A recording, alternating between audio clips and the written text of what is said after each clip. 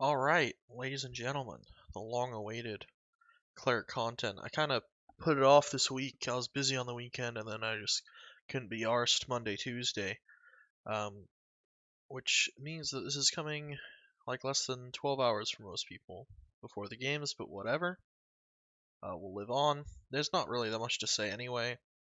We obviously have less games this week, and I've kind of already covered some of them on the bracket prediction. So I guess first things first, we should take another look at the bracket, because there was an amendment to the bracket.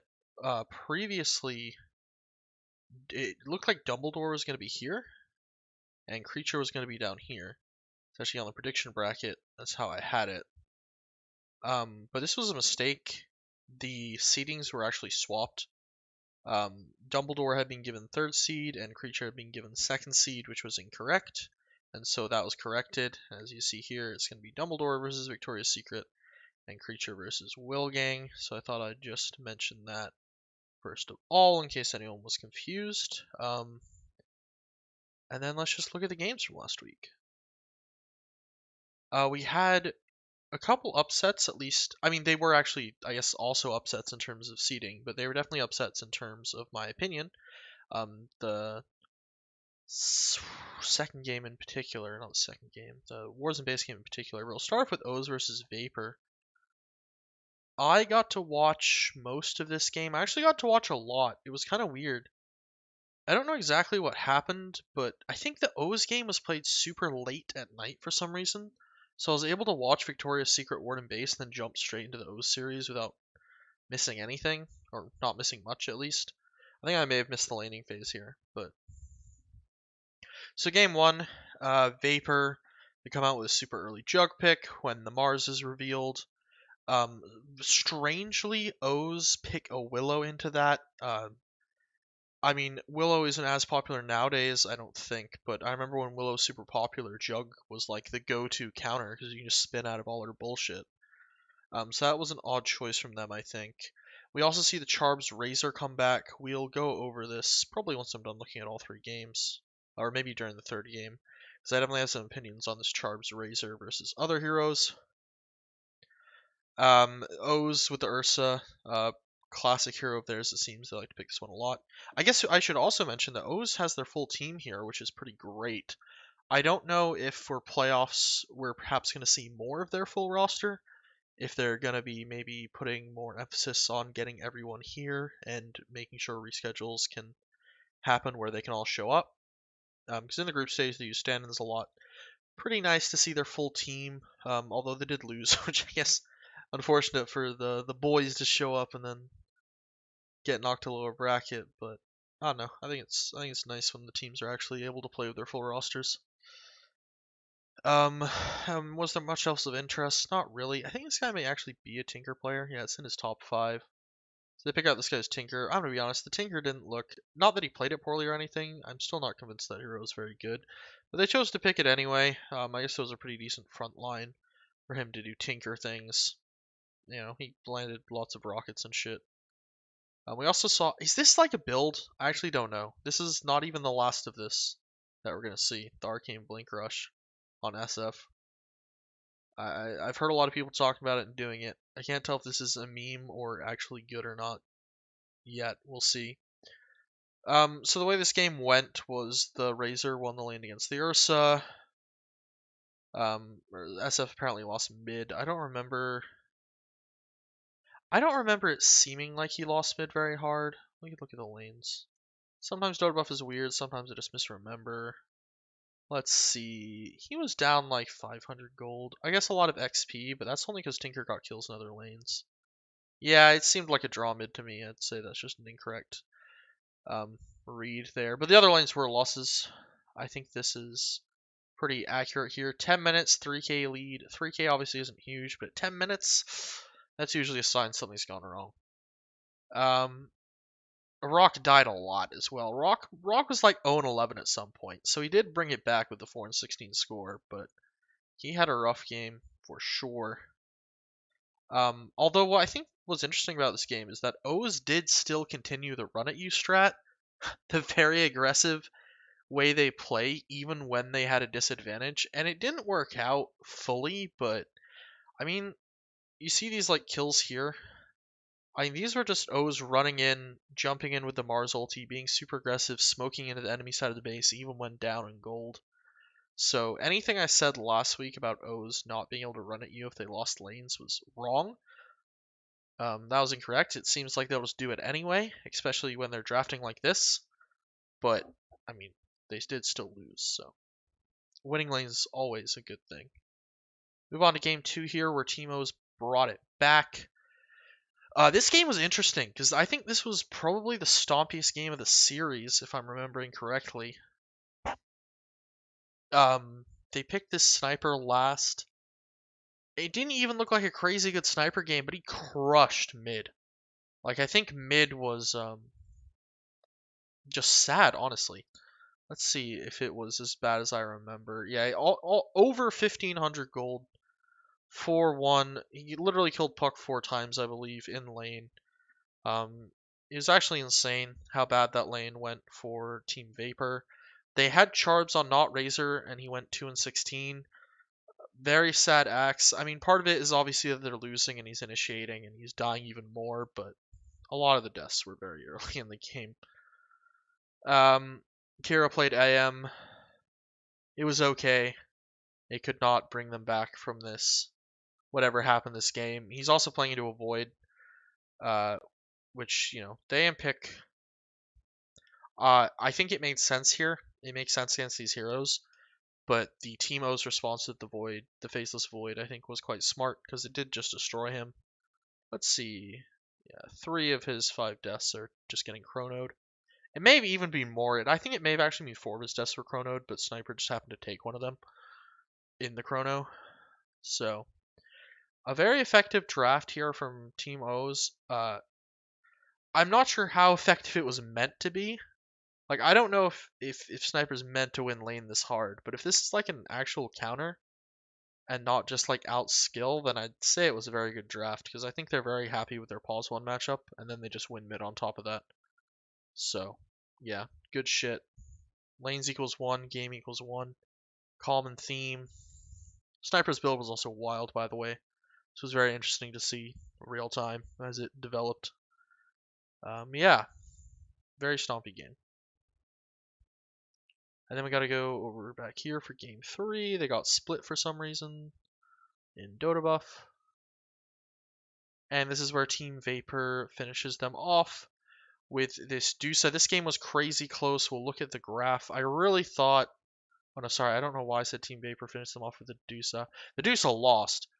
Team Vapor picked this Morph Lycan stuff.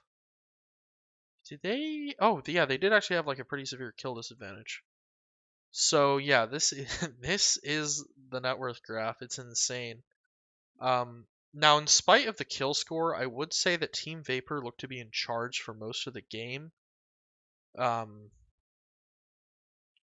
Team O's really only ever got to go up the Vapor high ground once.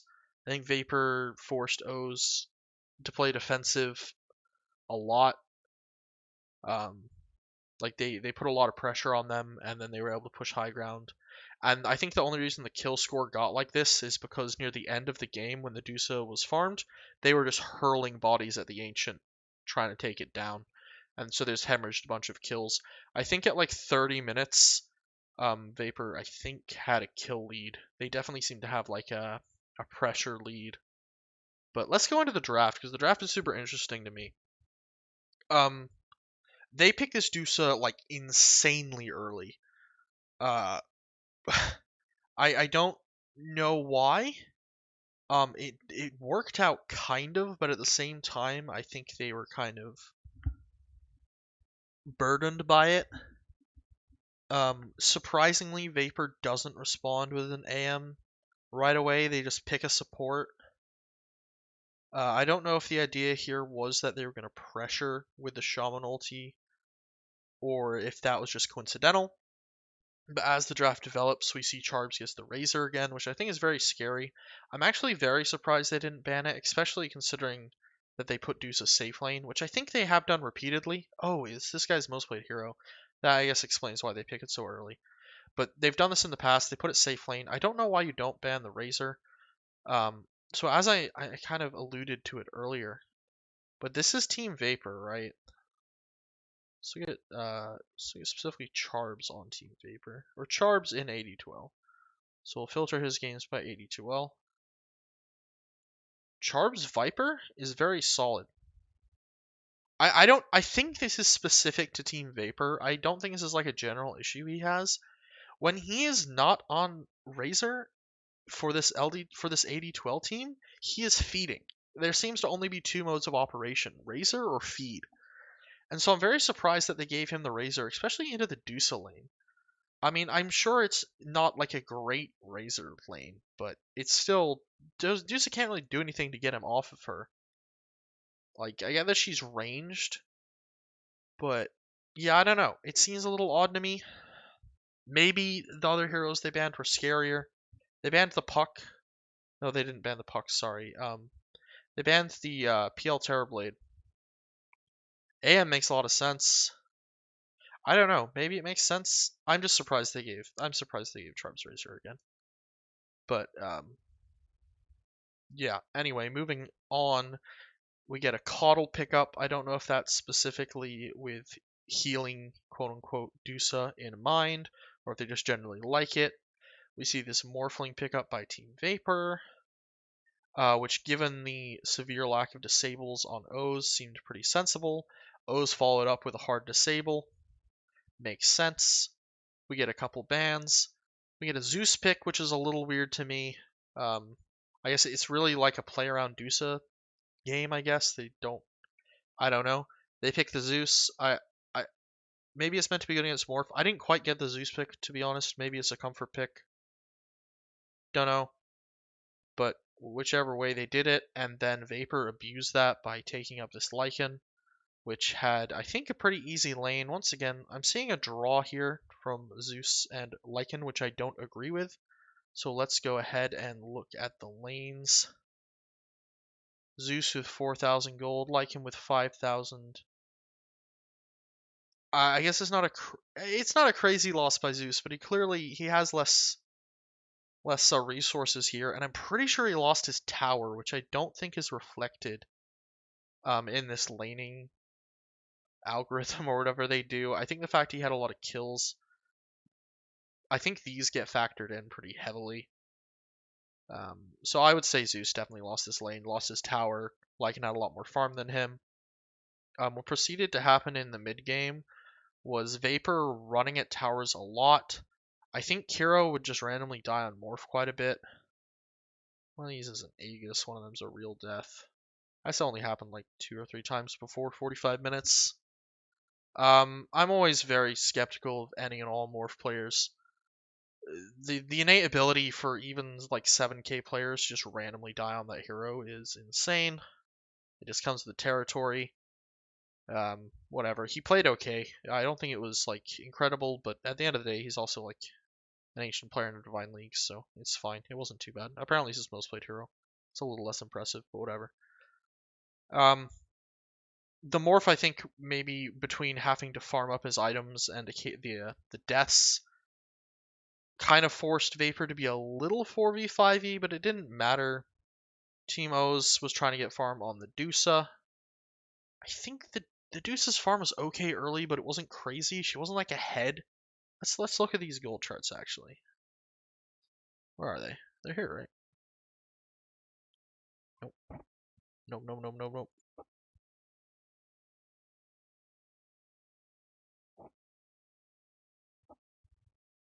Here we go. So Dusa doesn't really ever hold a lead. Really ever, but not even over like the Lycan and the Razor up until like I guess 30 minutes when her and Morph really begin to separate themselves. So Oz is trying to play around this Dusa. Vapor is running at towers with Lycan and Shaman. The game sort of looked over, and then this thing happened. I don't know exactly what time it was, but Oz won a fight and managed to run it down mid. I think they won a follow-up fight afterwards and take a Rex. I think this was even the first racks taken of the game. I could be wrong, but I think the first like full racks taken was by O's. But then after that, shit just kind of fell apart. They weren't able to consistently win team fights. All the team fights were like in their part of the map, I think, because Vapor was pushing them in. Eventually, they got megaed, and then even though they were winning the fights inside their base, they were like slowly losing their T4s and eventually their ancient. It was like both T4s, and they had to use the glyph, and eventually they lost the ancient to just bodies being hurled at it. So it was a very intense game. It was very close. This was like an insanely close best of three, honestly. The first two games were pretty one-sided. Game two, especially, one-sided in O's favor, and then game three was super close. So yeah, pretty good series, honestly. Not bad, can't complain. Like in theory, an hour-long Medusa game, like it sounds sleeper, but it was pretty interesting. There was lots of kills. We're still at over a kill a minute by a pretty large margin, like 1.5 kills a minute. So a solid series there. I think both teams they looked good and bad at the same time. They looked good. I don't think any of the players looked consistently good though. Like the mid laners were both pretty 50-50 in their ability to win lanes. Like Zoom, was it Zoom or JJ Pope that played the sniper? They looked incredible game two. It was Zoom that played the sniper, but then game three when they put him on the Zeus, it's kind of whatever. Was it JJ Pope? I think they swapped the lanes at some point. Or was it Zoom? Well, yeah, so JJ Pope played mid the first game on the SF, which was fine as well. The drafting was also kind of weird from O's. I don't like where this went. I think they were drafting around their strengths here, and it kind of worked, but I don't like the way this looked. I think it was too ballsy, too weird.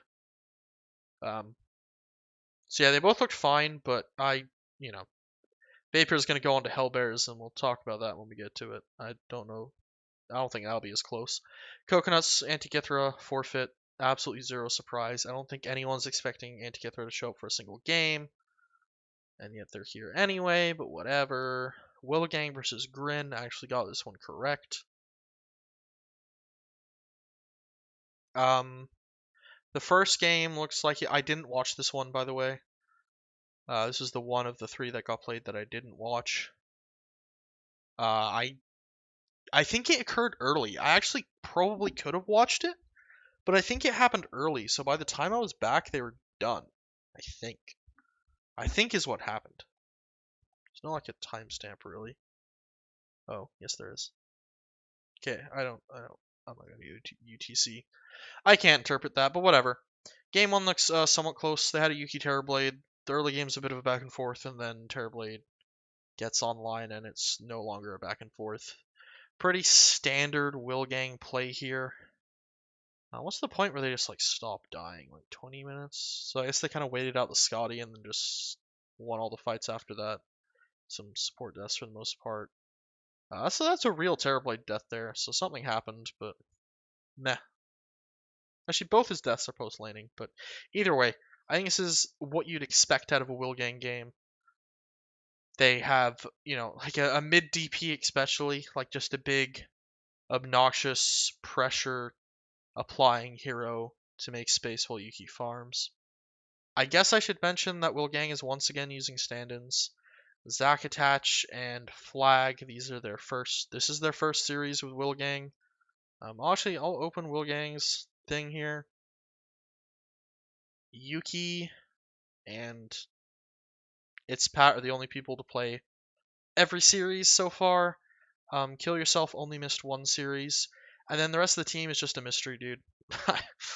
It seems that they just don't have a mid and an offlane player that actually show up, which is unfortunate. We'll see if they show up this week or not. I hope so, because that would be good. At the same time, I'm playing them, so I almost hope not, because I think their mid and offlane were quite good when they showed up. But anyway. Yeah, that's that. Not very interesting. Game 2 wasn't ticketed, but I have a screenshot. This was a total stomp with Itzpat going off on the offlane Weaver. At least what I assume is an offlane Weaver. Yeah, I think it's an offlane Weaver. It's Pat played. He was playing 4 for the team, but he played carry or offlane both games this week. I don't think this is very standard. I think this is probably Grin just being one of the weaker teams, maybe collapsing a bit after game 1. Letting this Weaver go off like this. By the looks of their team, they don't even seem particularly bad against Weaver. They're a little lacking in stuns because of the AA pick, but they have a Seeker who obviously applies the Rupture. They have a Nyx, get on top of him with Carapace when he's Sakuchi's. Follow up with your ult and a Q. Troll also, if he ever gets on top of him, is effective, but kind of have to stun him first. I don't know. I guess maybe not the best anti-Weaver lineup, but I would be surprised, and watch me eat my words here if it happens, but I don't really think this is the kind of game we're going to see in the future. I don't think it'll happen next week against my team. I think they're probably going to go back to, I think it'll probably be more standard Will Gang stuff. We're going to see mostly space making for Yuki with Yuki carrying, but I don't know, it could happen. It looks like they probably, there's so little information here because it's not ticketed, but it looks like they just had very good laning and snowballed off of it, which I think is just to do with Grin being a weaker team. But I don't know. I say that, but this current iteration of Will Gang, I mean, it is a bunch of ancients as well. I guess it's Paz Divine. And then obviously Yuki, as we know, is pretty high actually on the immortal list now. I don't know if this is peak or is current. It's quite good if it's current. But yeah, so very stompy game there. And then finally, Wars and Base versus Victoria's Secret. I watched this one before I watched the O's game. It really surprised me. Victoria's Secret winning isn't too shocking, but them 2-0ing is definitely a surprise, given how well Wars and Base was playing in the last couple weeks, including 2-0ing them, 2-0ing Victoria's Secret themselves. So, yeah, so game 1 was very interesting. We have an early Wraith King pickup along with a Caudle. We have an early Monkey King pickup to, I think, counter the Wraith King. I think I mentioned that last week. I'm pretty sure this is like a counter, at least a soft counter. Mars, generic hero. Rubik, relatively generic. This guy play a lot of Rubik? Yeah, he plays a lot of Rubik. The Treant pick for the safe lane, or they may be flexing them. I don't know. Not entirely sure what the thinking there was, but looks fine to me. No complaints, I guess. I've been seeing more and more Treant. People seem to be liking the heroes. His win rate actually gone up? Yeah, he's 51%. Can't complain. Then there's a Bristleback pick, which I think is very strange. There's just it's just a bad Bristleback game. I don't know. I thought there was when I was watching it, like, oh, maybe there's a chance this Bristle just goes off, and Victoria's Secret has mostly physical damage and struggles to deal with him, but I don't think he lanes very well into Monkey. He definitely lost his lane. It says draw. Well, I'll get to that in a second. I'm pretty sure he lost his lane, at least in my opinion. And then he also has issues with Mars. For those of you that don't know, when you get speared to something, you face Mars, which means that you can just easily flip Bristle back around and kill him, especially with the Arena combo. Because the Arena, the damage, even though it looks like the Arena is hitting Bristle from behind, the damage is coming from Mars, who will be in front of him because you're speared and therefore you're facing him. So I think it's a shitty Bristleback game. And then they pick a Void Spirit, just this generic mid hero, hoping to round out their team, add some catch, add some stun.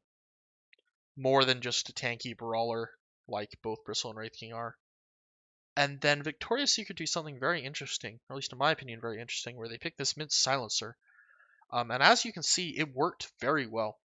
Alex just popped off the entire game. The silencer was an absolute menace. It was a lot of fun to watch. But I will say, the play from Master was very messy. So I'm going to look at the lane tab. Curious why it's saying a draw. Master got 4 free kills on Bristle in lane. And it may have been that my idea of laning is, earlier than 12 minutes. The 12 minutes Dota refuses for laning can be a bit long sometimes. But Bristle just chain fed to the Monkey, and it looked like Monkey was having a great time, was set to go farm his Battle Fury in the jungle, And then Master, for some reason, began running around and trying to like start fights. Like he wouldn't just go farm; he kept trying to be active. And I think it backfired very hard. In theory, I think he could have been like the most farmed hero on the map, um, potentially by a large margin. Instead, Wraith King ended up being that hero because of the throws. Let's have a look actually at the graph. I'm wondering if you can see his farm plateau. It was very strange to me because he's not really a player I expected to make those kinds of mistakes. Oh, I gotta click everything else, huh? Leave Rubik thing. I'll leave this guy on there. No, that's too confusing. I have to zoom in. Whoop, whoop, whoop. It's kind of this area here, I guess. Yeah, this doesn't show that much. We can see Wraith King overtake him here, though, rather quickly. Anyway, I guess it doesn't show very well on Dota Buff, and I may have even misread the situation, but I think he was definitely trying to be too active. It was a very strange thing, in my opinion. I think these item timing should have been way earlier. But either way, Alex went off on the silencer. It was a weird pick. I guess it kind of makes sense. I feel like the interesting thing is I don't actually understand how it's meant to be good against Void Spirit. He ended up winning the lane by killing the Void Spirit, which seemed to mostly be Void Spirit overextensions. His E is not very good against Void Spirit because Void Spirit can just W it off. He's also a natural Yules builder to deal with the ultimate ability and potentially the Q, but it is pretty good against Bristle. And maybe in theory it's good against Wraith King since he's low int, so he takes a lot of damage from the E. I mean, Bristle as well also took a lot of damage from the E, as well as the Q being annoying. He got a pretty fast Lotus, so it wasn't too bad, but still. Yeah, Silencer was a menace. I think it's pretty scary to see a team like this that maybe didn't look very good in the group stage come out and in their first game of playoffs pick this kind of off-the-wall hero and crush with it. I think it's a very good sign for Victoria's Secret. Game 2. Ah, yes. Game 2 was the other Arcane Blink Rush SF that I saw. So I saw this game, and then I hopped over to O's Game 1 and saw JJ Pope doing the exact same thing. So I was very confused. B-Donk styled on people for quite a while here, but that's kind of the only thing that was going good for Wards and Base. Let's go over the draft real quick. We get an early puck pick. Wards and Base actually banned the puck game 1, but game 2 decided to ban the OD, seemingly out of nowhere. If I can recall correctly, actually, the OD went completely untouched. No, not completely untouched. They did ban it eventually, but mostly untouched. And then game 2, for some reason, they felt the need to ban it very early. I don't understand why. So Alex ended up getting the puck. Pretty good generic mid hero to pick early. They counter with a Night Stalker, which makes sense. Pretty good. I think probably against both those heroes in theory. Definitely against the puck. AoE silence is just impossible to deal with. We see a Rubik pickup. Whatever. Decent spells to steal, I guess. We see a Winter Wyvern pickup. Not entirely sure what the logic there was, but I don't know. I think it's kind of 50-50 against the Night Stalker. On one hand, Winter Wyvern's very good against right clickers, which Night Stalker definitely is. On the other hand, the ability Night Stalker has to just jump and kill the Wyvern, I think is always very scary to play against. But yeah, I guess they made it work. Jug, generic carry, Troll, counter to Jug, also somewhat generic.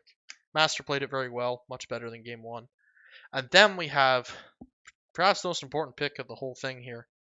The Geom Axe, which is obviously his best hero, master tier hero, most played hero. I'm a little surprised Wards and Base didn't ban it. They chose to ban this Ember in case it was an offlane puck. They chose to ban the Mars. Like, you have a Jug. Axe is such a classic Jug counter, and you have an incredible Axe player on the other team. He absolutely styled on them. It was a massacre. It was horrific. You had to cover your children's eyes if you were watching this game. 8-minute blink, 13-minute blade mail. There was just no mercy. B-Donk was the one thing that kept his team in the game, but only temporarily. SF, the way he's played right now, is really just a space maker for the most part. The carry could never get online. The Night Stalker didn't have very good impact. Attempted to rush this BKB, just wasn't able to do anything. Yeah, absolute massacre from Victoria's Secret on towards the base. I think the drafts, both games, were pretty solid from Victoria's Secret. The game one silencer pickup and stomp the silencer was very scary. Um, and then I think not banning a sax. The sax, it's just always going to be there. You always have to look out for it. Victoria's Secret just showing that you kind of have to ban that hero if you're not picking around it. So overall, very impressive. Very impressive. I think that's all I have to say about the games that occurred last week. I could briefly look at the prediction bracket. This is kind of a mess. I didn't really think about how I was going to update this as time went on. I didn't really plan to, and now I am. As you can see, I got this wrong, got the FF right, got the Wilgang game correct, and then all this stuff moved around because things got flipped. I'm thinking that, so I actually got to, for those that are curious about my little complaining, if that went anywhere, Dobbs did reach out to me and we talked about a couple things with Gambit as well in a call. But she said just straight up in the Discord before that about the lower bracket is that rematches would be avoided, which probably means a lot of my predictions here, they aren't just wrong, the games aren't going to happen. Um, so that's worth noting, I guess. So that's one complaint dealt with, which is nice. Let's go back to the actual bracket of things that are actually happening. I look at the games this week. We have Hellbears versus Vapor. We have Coconuts versus Idiots. Wasted Creature versus Wolgang. Victoria's Secret versus Dumbledore. The lower bracket is all buys right now, so no need to worry about that this week at least. Next week will be the first week where we actually get both brackets playing. So yeah, actually, I guess I should be on this tab so we can make the predictions. Hellbears versus Vapor. Vapor put up a pretty good performance. They went really neck and neck with O's. But I don't think they're going to take down Hellbears. I think Hellbears is very consistent for the most part. They occasionally do weird shit, but they generally play very well. They play very organized. Vapor, even in that one series, it seemed kind of hit or miss. Like one game, one player was playing very well. The next, they weren't looking as good. Yeah. I'm going to go with 2-0. Probably not a surprise. It's literally the number one seed, only one loss in the group stage, versus one of the lower seeds. This isn't surprising. This is going to be pretty much the entire prediction sheet here, except for this one. As already predicted in the full bracket prediction, I think Coconuts will be Idiots. I think Coconuts is probably one of the worst teams for Idiots to go against. On top of Idiots having a bit of an inflated win score, and Coconuts having a very rough group stage. I think this is just a crazy mismatch. Um, in terms of it's the one team that had such an unfortunate group stage. I guess maybe O's arguably had a rougher group stage than Coconuts, but otherwise Coconuts is at least top two in terms of hard group stage.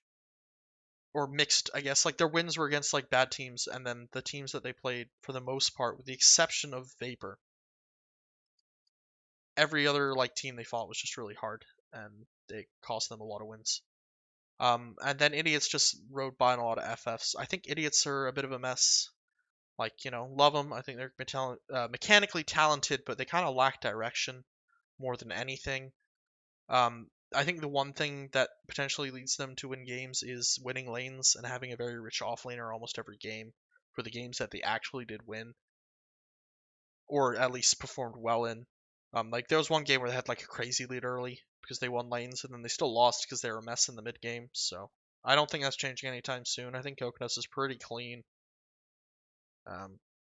Yeah. I guess the question is, do I still think a 2-0 here though? I think it's possible Idiots could win a game. But you know what? We're just gonna be ballsy. Give Idiots something to think about. I think 2-0 for Coconuts. Could be wrong. Could be wrong. We haven't seen too much of Idiots actually play, I guess. And Coconuts had this game, week 6 versus Vapor, where they dropped a game. Not a very impressive showing, and we didn't get to see them play last week because of that FF. So who knows? I don't think this is I'm not super sold here, but I can't mind game myself hard enough to not put a 2-0. And then Creature versus Wilgang. This is going to be interesting. I'll just tell you right now, inside information. I'm very happy that my team is being able to play every week. I don't really like using stand-ins. I don't think it's fun. But this week is the first exception to that rule. I'm going to have to use 2 stand-ins. I already found some people, got them approved by Yuki, so I don't have to worry about it. But I can't play. My internet just does not work right now, unless like in peak hours. So weekday nights in particular. Friday night it's okay, and the weekends it's generally okay. But I just cannot play Dota on the weekday anymore, which sucks. And then another one of my players has a midterm. And then Wilgang hasn't played with their full roster since week 3? When's the last time Wilgang actually showed up with their roster? Yeah, it was against Hellbears, right?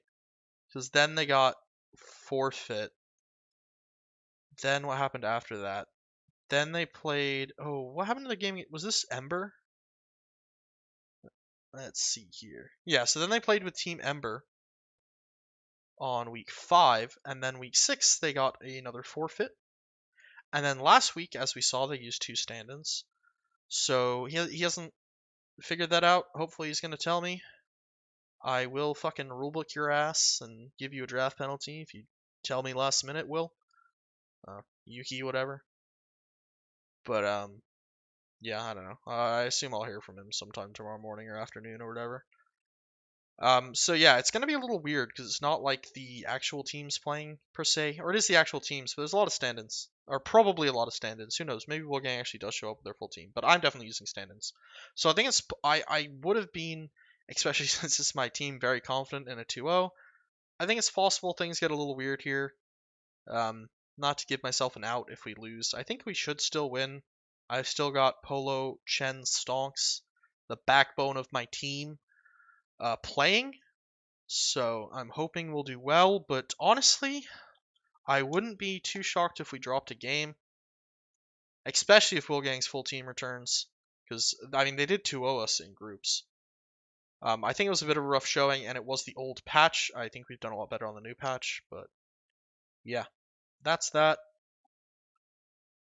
And lastly, Dumbledore versus Secret. Victoria's Secret.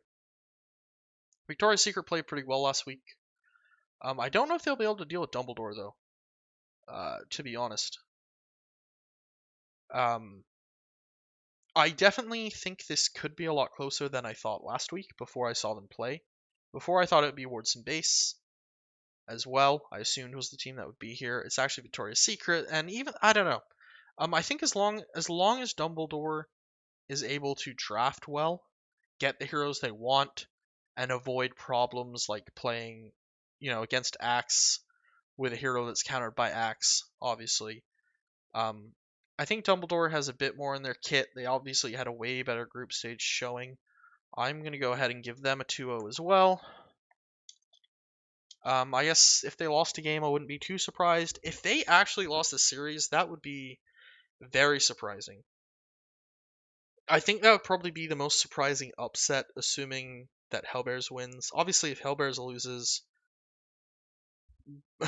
until any time before week 4, that's going to be a huge upset. But assuming that doesn't happen, I think this would be a massive upset if Victoria's Secret beat Dumbledore. What were on my tier list? Obviously, I have them very far apart. But what was the actual score? Is this accurate? Yeah, So it's a 5-win team versus an 8-win team. A 5-win team with a dog SOS as well. So they only played bad teams for the most part, and Dumbledore only played good teams for the most part. So this would be very surprising if Victoria's Secret upset. But I mean, good luck to him. More power to him. We'll see what happens. I guess I'll be watching my own game next week because I can't play.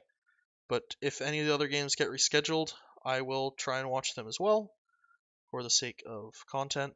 I probably won't be able to stream it unless it's on the weekend, but I can at least get some info for this. But until next time, I think that's all I've got. Good luck to everyone playing next week. And yeah, peace.